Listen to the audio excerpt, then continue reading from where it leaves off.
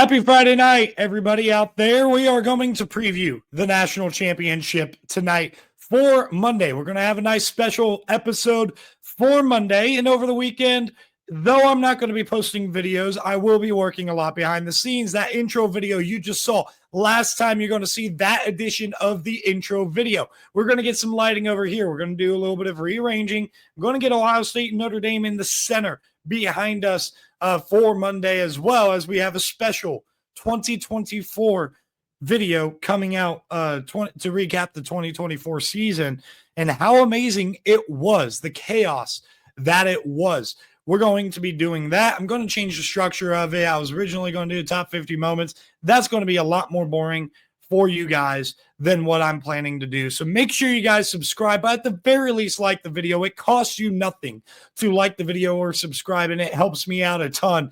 But even if you just want to comment down below, if my opinions are trash or whatever, that's all welcome down below. Make sure you comment. And we're going to be doing all of that stuff over the weekend, a lot of different work. We're going to be working very hard on that special video for Monday, probably as hard as I've worked on a video. We're going to be posting that very early on Monday as well. So you're going to have all day Monday to watch it. It'll premiere on YouTube. So if you guys do want to catch that, make sure you subscribe. We're going to be a lot more active over here, and we're trying to build a little bit of a college football community. And how do you build a community with college football? You have an opinion, and we discuss those opinions. That's what college football is all about. All right, so before we get into the preview, I want to talk about a couple of things that are going on around the sport that I've taken notice to. First off, D'Anton Lynn over at USC is getting extended, showing that Lincoln Riley was very pleased with the progress of that defense. And the thing that we're seeing with USC's defense is they're definitely holding up in the trenches a whole lot better than they have. A lot of people did not watch USC as much this year, given that they were 6-6, but you saw it in the first game against LSU. And quite honestly, when they were losing these close games, they weren't losing because they couldn't hold up on the line of scrimmage. They lost a couple of games because they missed a couple of tackles, missed a couple of assignments. Now, I'm not saying they're going to turn it around the way Jim Knowles did, but it really is somewhat reminiscent defensively of how Ohio State was the first year in Jim Knowles. It's not going to be an overnight transformation for D'Anton Lynn, and I think Lincoln Riley knows that, and if you're a USC fan, you know that. But I think the biggest disappointment about USC this year was the defense was improved, but the offense had regressed tremendously. No Caleb Williams, and Miller Moss was a clear downgrade. To me, Miller Moss was not that good of a quarterback. And a little bit more offseason talk when we talk about transfer quarterbacks and different teams like Louisville, for example, where Miller Moss transferred to. But there's a reason why USC faded towards Jaden Mayava at the end of the season. Jaden Mayava has a lot more potential, and I think this offense could really escalate next year. Riley not having complementary teams have been a big problem, though. If you remember back at Oklahoma, you would argue that Lincoln Riley's best defense that he had at Oklahoma was also partnered with the worst offense. Lincoln Riley needs to be able to find a way to have one of the top offenses in the country like he has had in his best years. His first year at USC, a couple of years in Oklahoma, his first 2 years primarily at Oklahoma, those offenses were really electric. The best defense he had at Oklahoma, probably 2020, and that offense was the worst offense, in my opinion, that Oklahoma had with Lincoln Riley. How can Riley be more effective on offense? Well, losing guys in the transfer portal like Zachariah Branch and Deuce Robinson and Kyron Hudson over to Penn State. Sorry, I drew a blank on the name. Sue me. That's not going to help. The weapons on the outside have always been really important for Lincoln Riley's offense. And though I think they're going to be upgraded with another offseason of development with Jaden Mayava, they're going to have a bunch of names that we do not quite know yet that have to step up on the perimeter and in the skill position room. Lincoln Riley's up with a big, big challenge next year. And I think that this USC team is definitely going to have to really take a leap on both sides of the ball for them to actually contend in the Big Ten. Not a great year for USC. Closed it out well with a win, a surprising win against Texas A&M where Jaden Mayava played really good.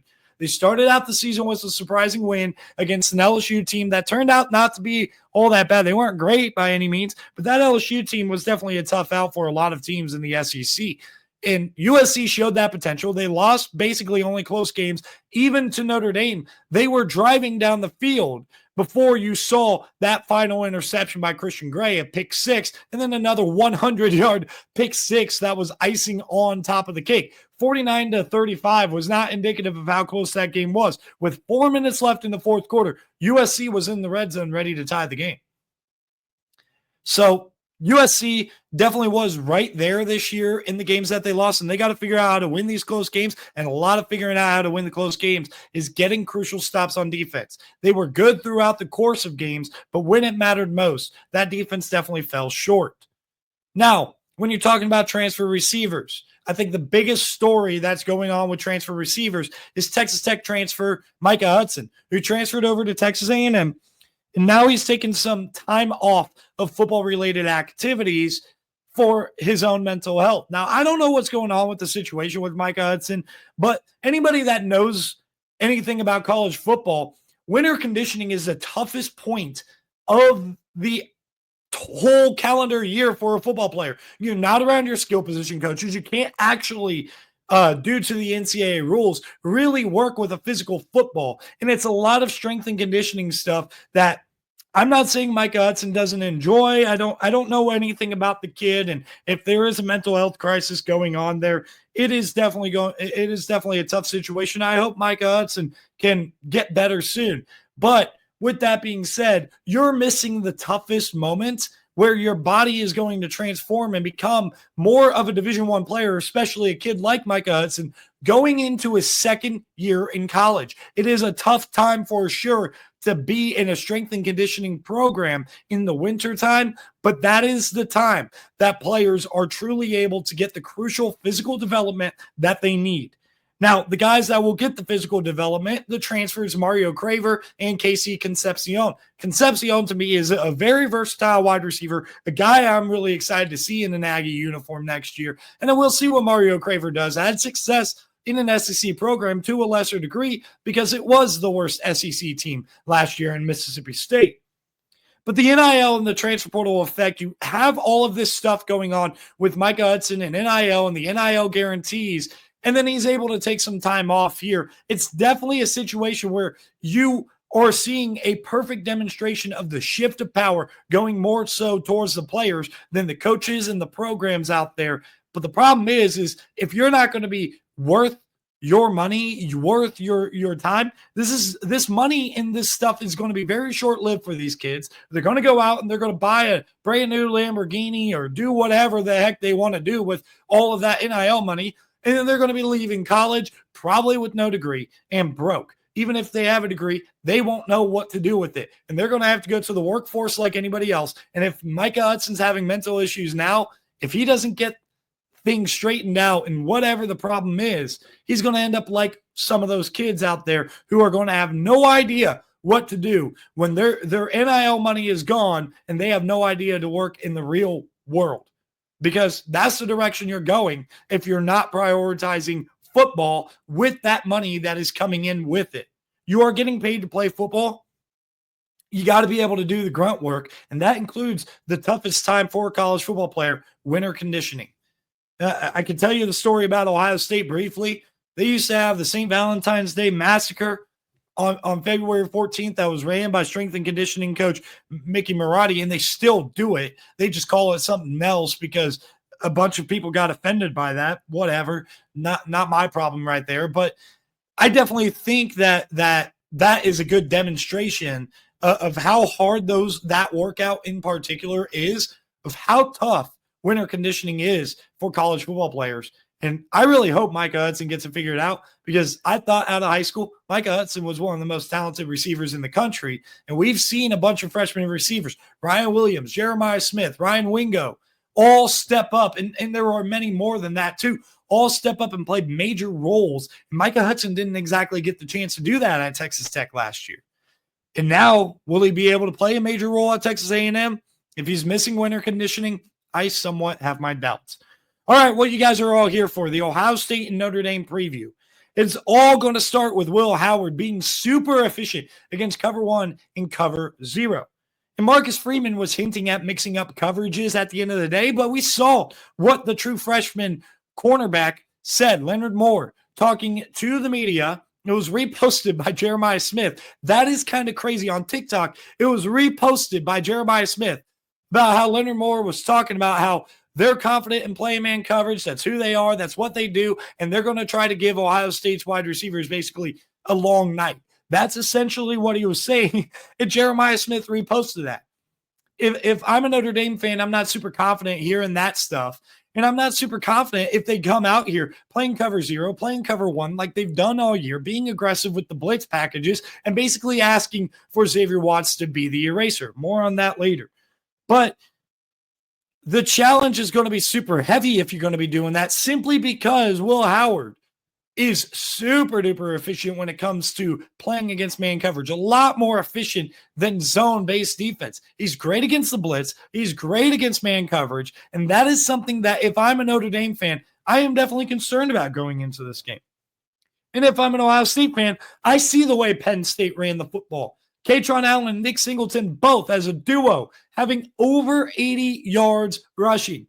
As a team, over 200 yards on just 42 total carry attempts. That includes sacks and scrambles as well, and quarterback runs, and Tyler Warren also had a couple of runs in that game.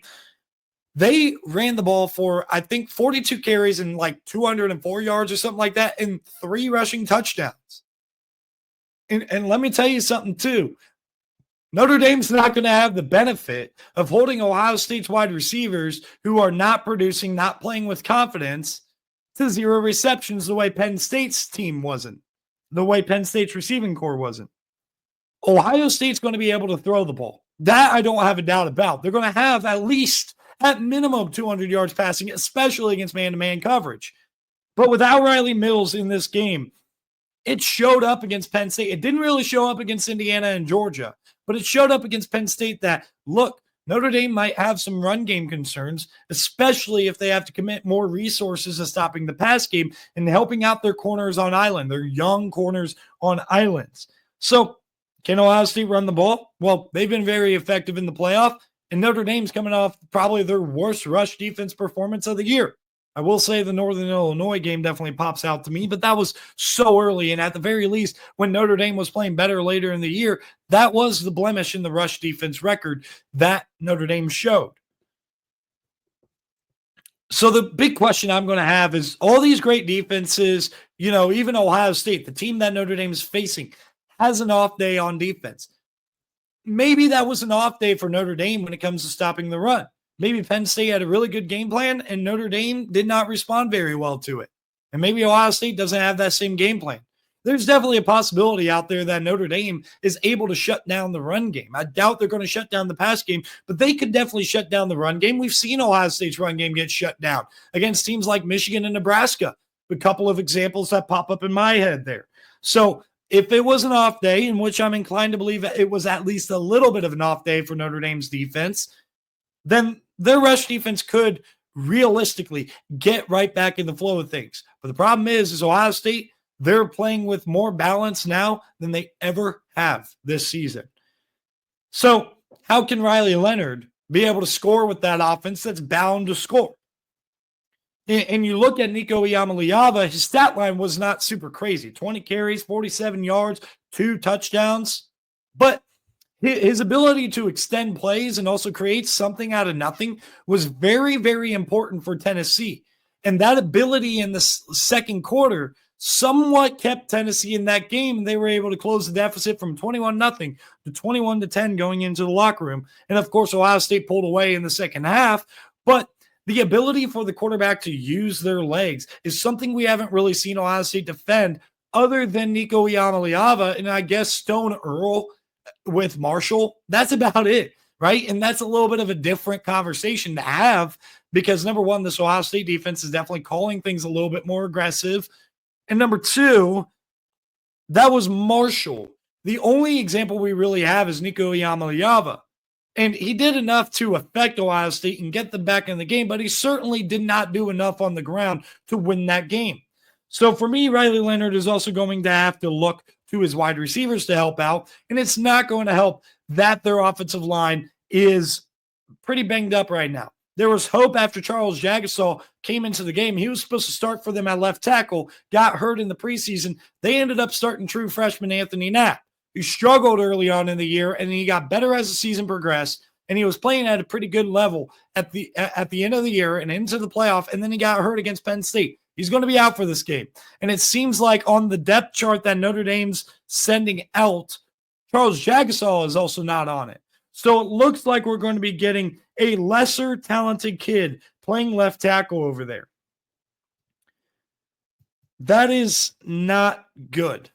That is not good for Notre Dame whatsoever. Tosh Baker is going to be the guy that starts out there, and you definitely saw the drop-off at both tackle positions when Tosh Baker was in the game. It does help for sure that Rocco Spindler, the offensive guard who's a really good player, effective in the run game, he should be good to go in this game, and that's definitely a breath of fresh air if you are a Notre Dame fan. But I'm concerned about the tackle position. I'm concerned about Tosh Baker trying to guard and block Jack Sawyer, JT Tuimoloau, and even deeper, than that, Caden Curry and Kenyatta Jackson. Kenyatta Jackson came in for an injured JT Tuimoloau, and he played pretty dang well against Texas. That is a big concern for me for this Notre Dame offense. Tosh Baker is going to start there. Charles Jagasaw not listed so far. We'll see if he ends up playing, but we know that Anthony Knapp, who started every single game for Notre Dame at left tackle, is going to be out. That is a huge deal to me.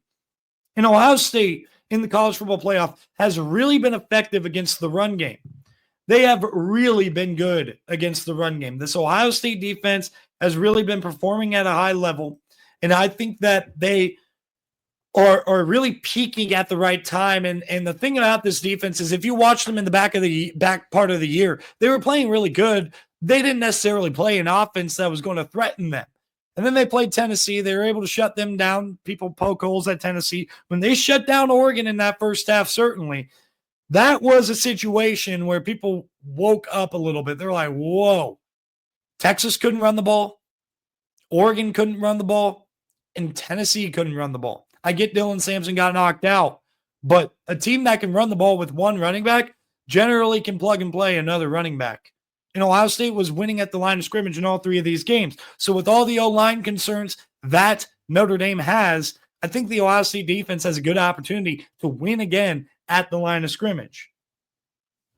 Notre Dame's wide receivers against the Ohio State DBs is definitely going to be a big thing. Denzel Burke is good to go, and that's a very promising thing for the Ohio State Buckeyes in this game because he came out in the second half and he didn't play. And Jermaine Matthews played pretty well, but he had a crucial holding penalty in that back part of him and Davison Igbinosun. They're a little bit more grabby. You don't see Denzel Burke really get called on grabbing guys unless it's something needed to try to save a touchdown. So the speed on the outside is something that Notre Dame really needs to be able to attack with. And I'm not sure if guys like Elijah Mitchell and Jordan Faison, who have that speed, can really threaten this Ohio State defense based on the other stuff that is going to be there, the depth of their route tree. Like, for example, Jordan Faison, he's very effective with the screen passes and somewhat effective with the deep ball. But that being said, the speed on the outside is something that they may have in a couple of guys, but they don't have the ability to run elite routes and gain separation. You get the combination of elite route running and speed. That's how Oregon was able to beat this secondary in the first game. I don't really think Notre Dame's wide receivers have that.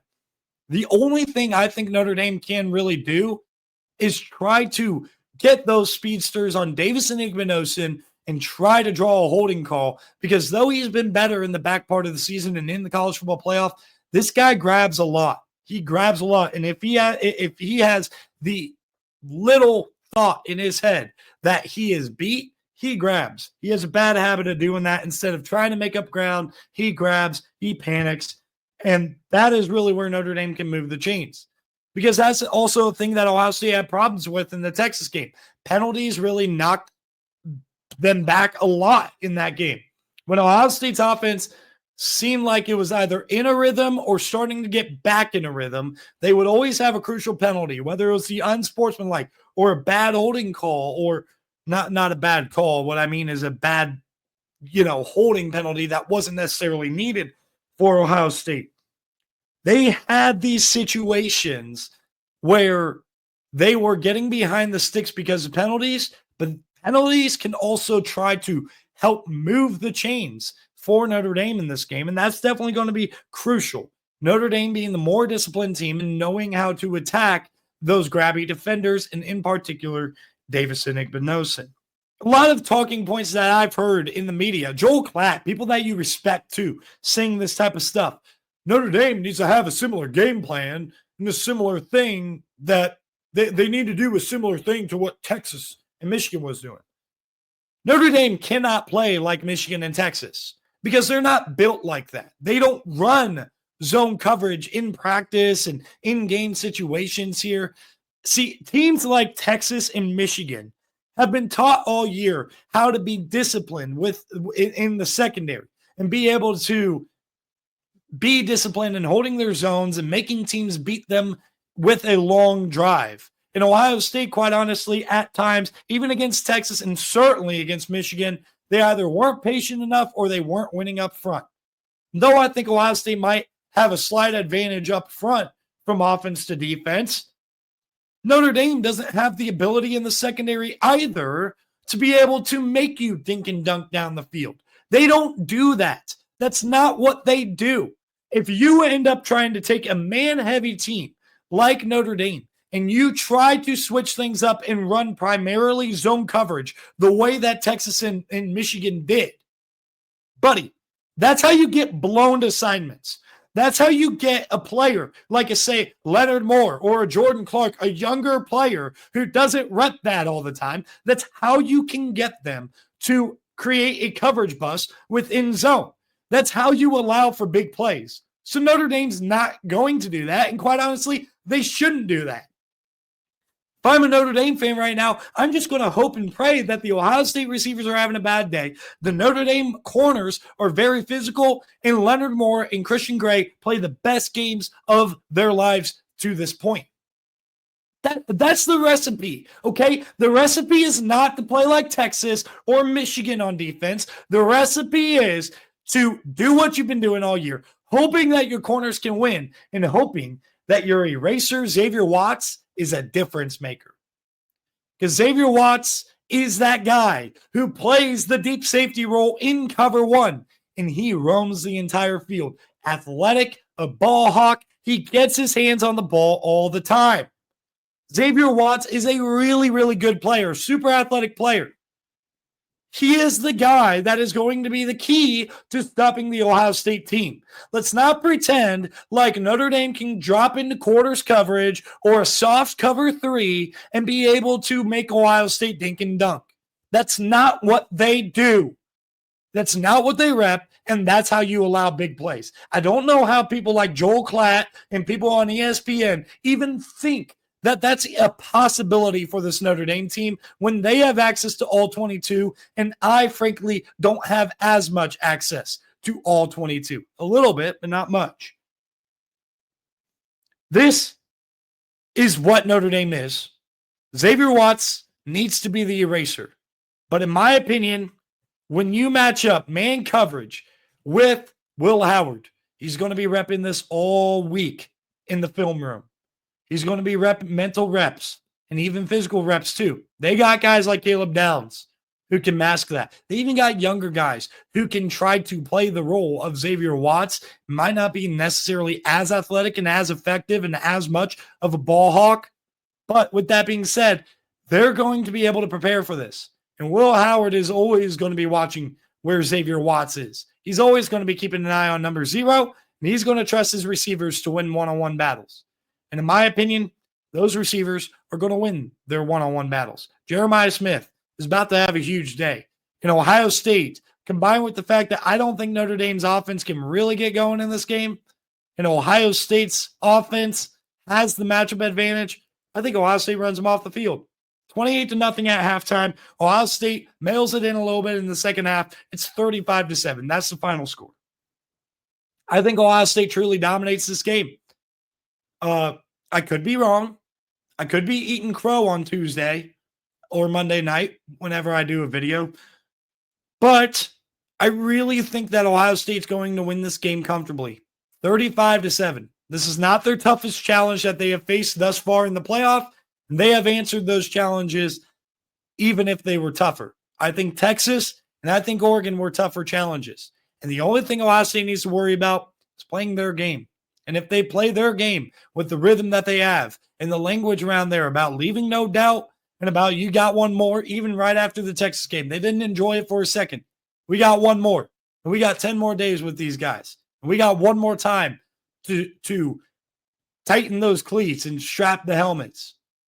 And they're wearing those heritage uniforms. And I think they're going to go down in Buckeye lore for the rest of their lives. Ohio State wins their 9th national championship, 35-7. Comment down below your score prediction for this game. Thank you guys for tuning in. I really appreciate it. I'll see you guys on Monday. Have a good week.